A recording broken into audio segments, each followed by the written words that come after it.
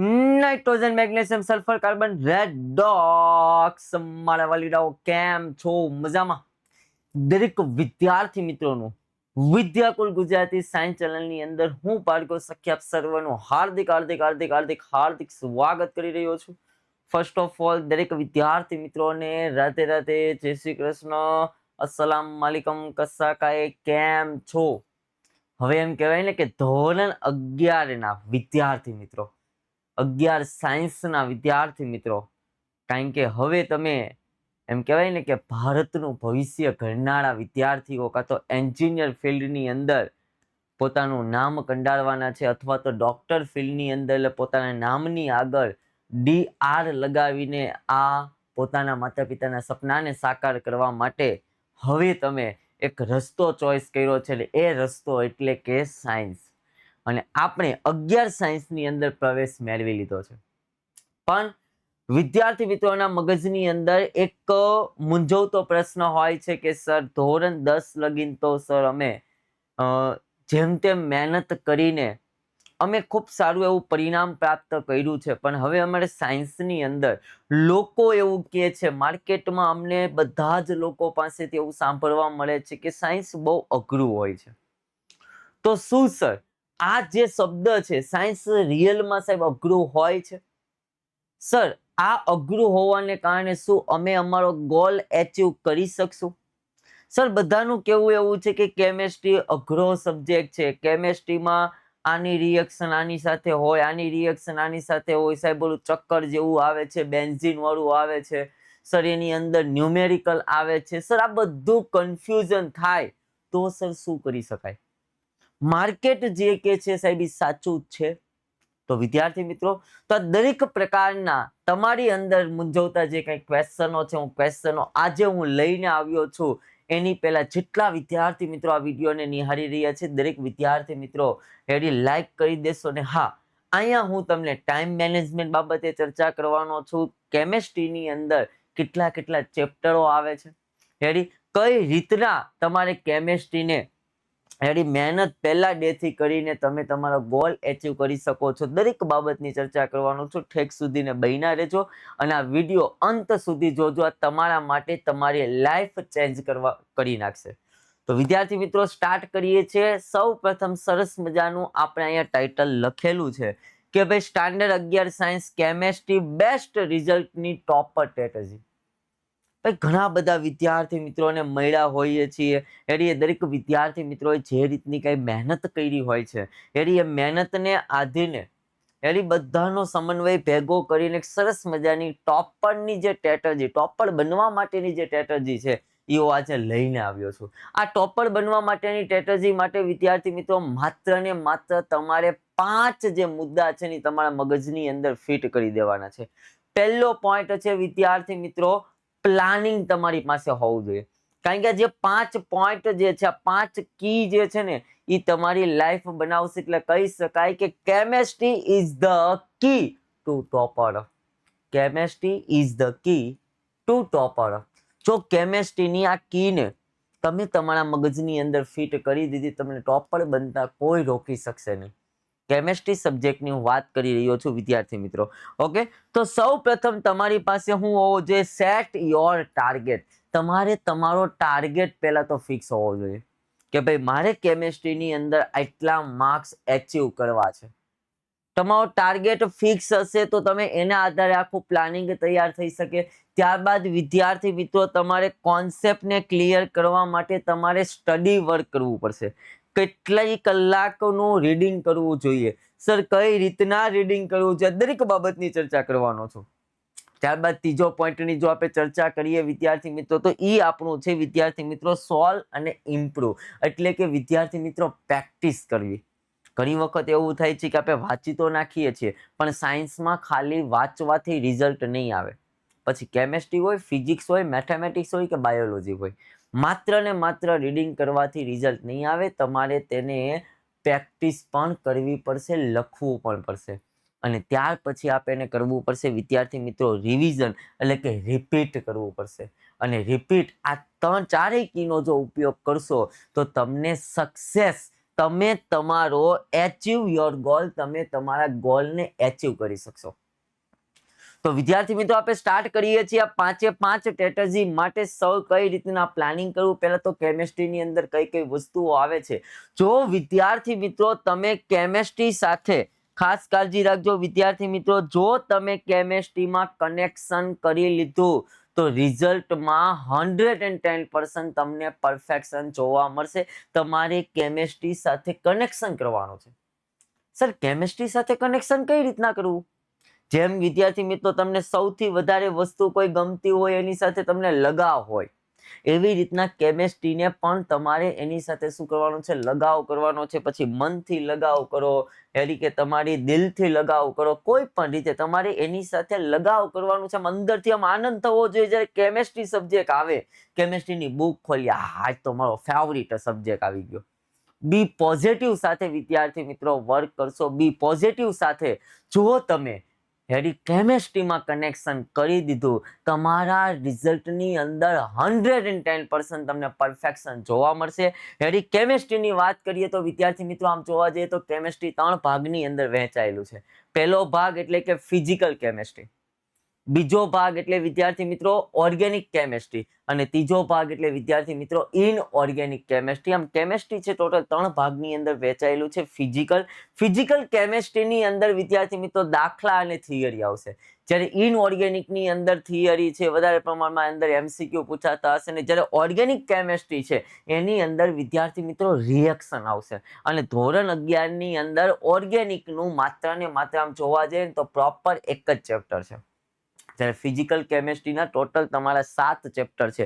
એટલે ખાસ કરીને કહું છું, ધોરણ 11 માં ટોટલ 9 ચેપ્ટરો છે. આ ધોરણ 11માં કેમેસ્ટ્રીના 9 ચેપ્ટરને જો પરફેક્ટ કરી લીધા તો ધોરણ 12 તમારા માટે એકદમ રમકડું થઈ જશે.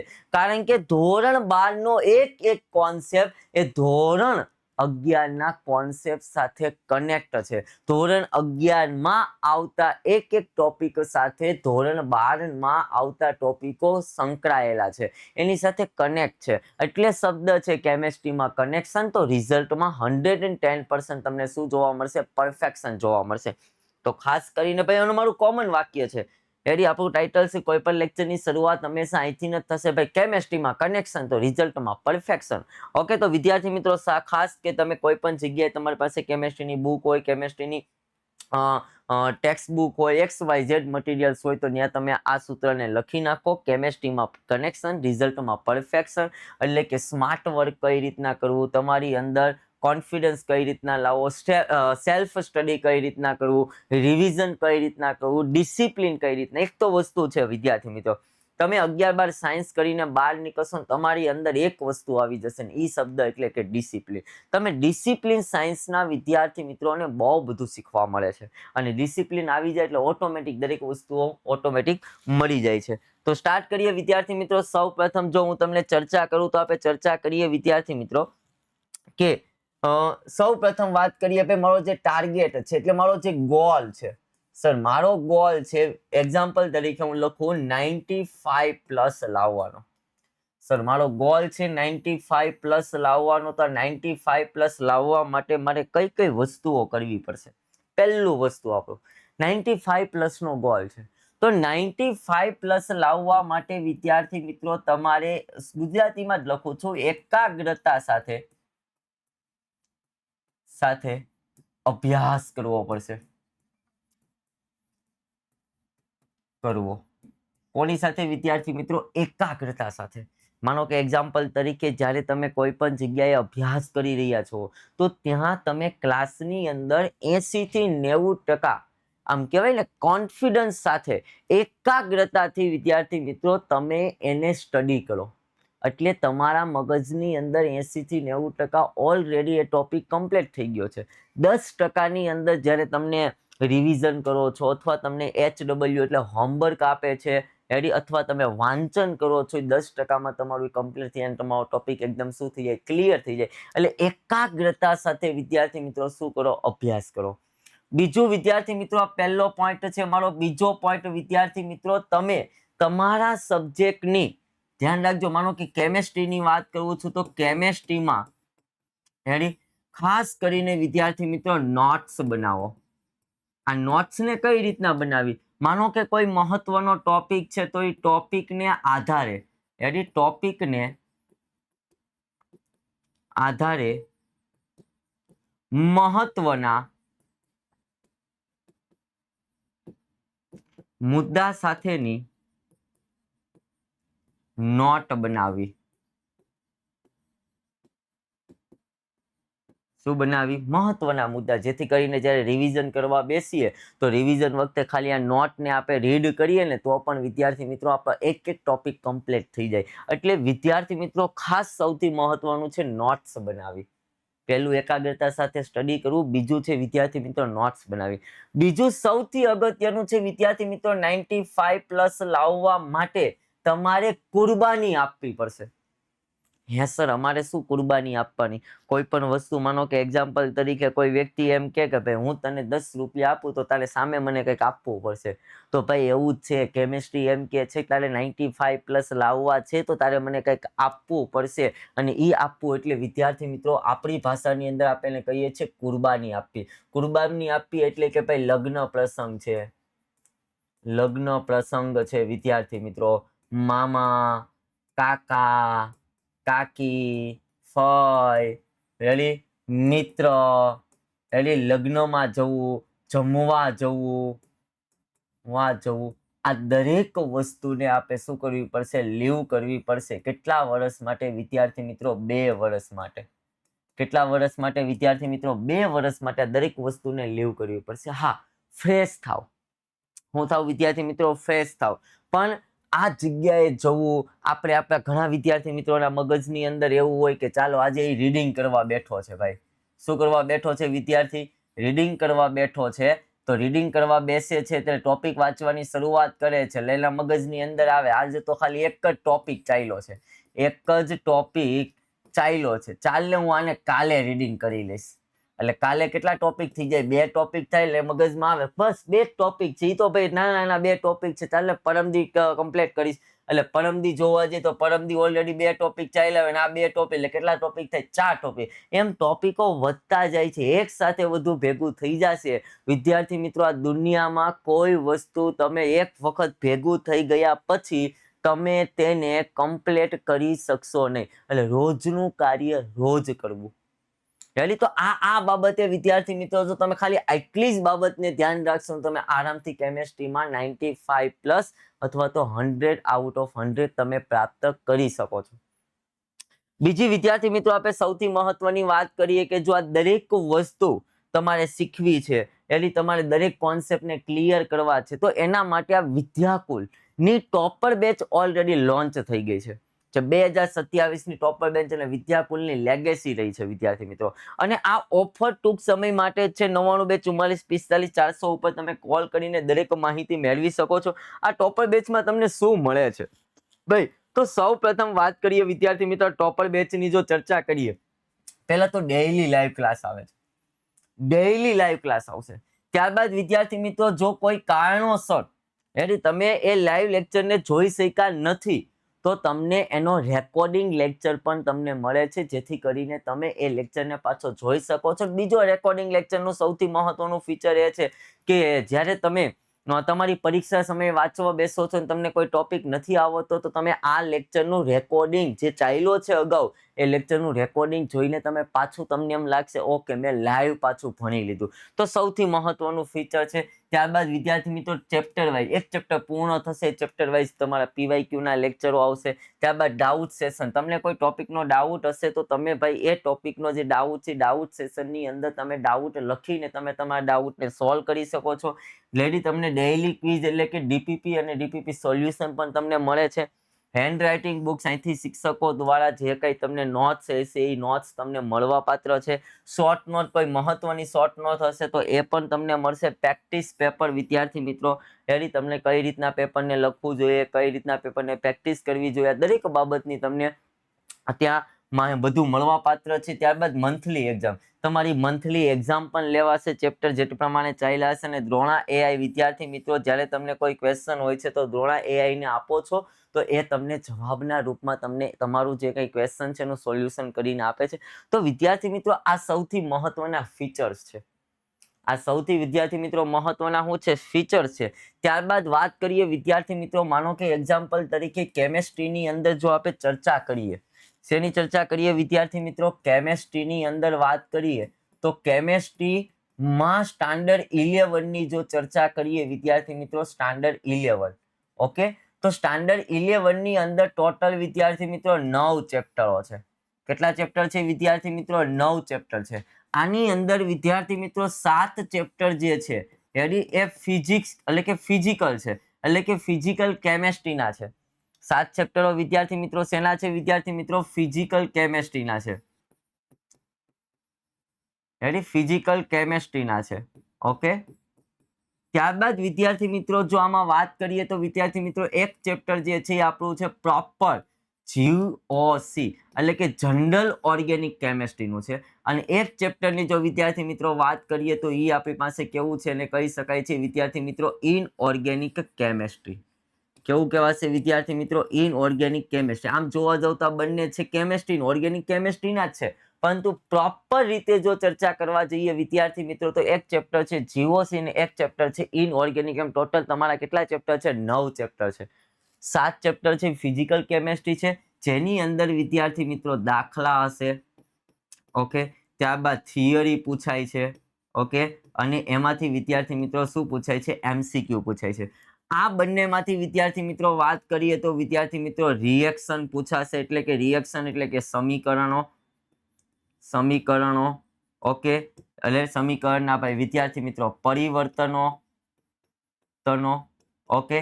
ત્યારબાદ વિદ્યાર્થી મિત્રો MCQ પણ પૂછાશે, જ્યારે આમાંથી વિદ્યાર્થી મિત્રો થિયરી પૂછાય છે. ખ્યાલ આવે છે? ખાસ વાત છે ભાઈ, આ જે 7 ચેપ્ટર છે ને એ ધોરણ 12 માટે પણ ઉપયોગી છે, સ્ટાન્ડર્ડ 12 માટે પણ કેવા છે વિદ્યાર્થી મિત્રો? યુઝફુલ છે. કેવા છે વિદ્યાર્થી મિત્રો? સ્ટાન્ડર્ડ 12 માટે પણ વિદ્યાર્થી મિત્રો ખૂબ યુઝફુલ છે, એટલે ખાસ કાળજી રાખજો. હવે ધોરણ 11 ની શરૂઆત જે છે ને એ સૌથી પહેલું જે ચેપ્ટર છે ને, સૌથી ફર્સ્ટ ચેપ્ટર, પહેલું ચેપ્ટર, એ ચેપ્ટરનું જે નામ છે ને એ જ વિદ્યાર્થી મિત્રો આખું કેમેસ્ટ્રી સમજાવી દે છે. એવું કીધેલું છે કે ભાઈ રસાયણ વિજ્ઞાનની કેટલીક પાયાની સંકલ્પનાઓ, રસાયણ વિજ્ઞાનની કેટલીક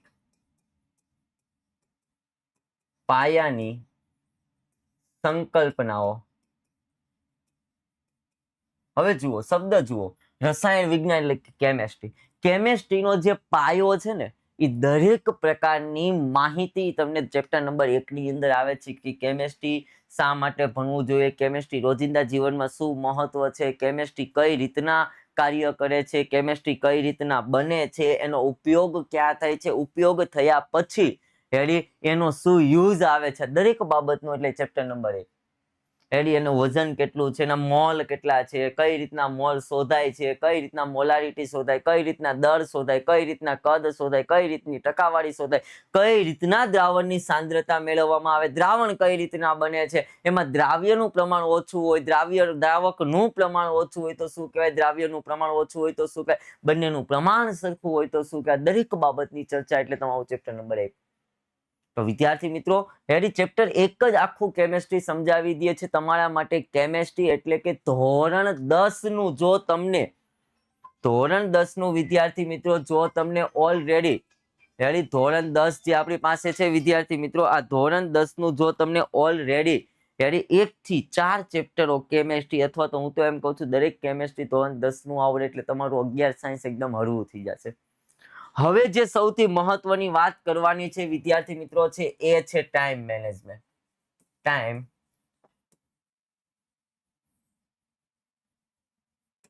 શેની ચર્ચા કરવાની છે વિદ્યાર્થી મિત્રો? સૌથી અગત્યની જે ચર્ચા છે ને ટાઈમ મેનેજમેન્ટ. જે બાળકે આ ટાઈમ મેનેજમેન્ટ શીખી લીધું ને એને કોઈ દિવસ કોઈ સબ્જેક્ટમાં પ્રોબ્લેમ નહીં આવે.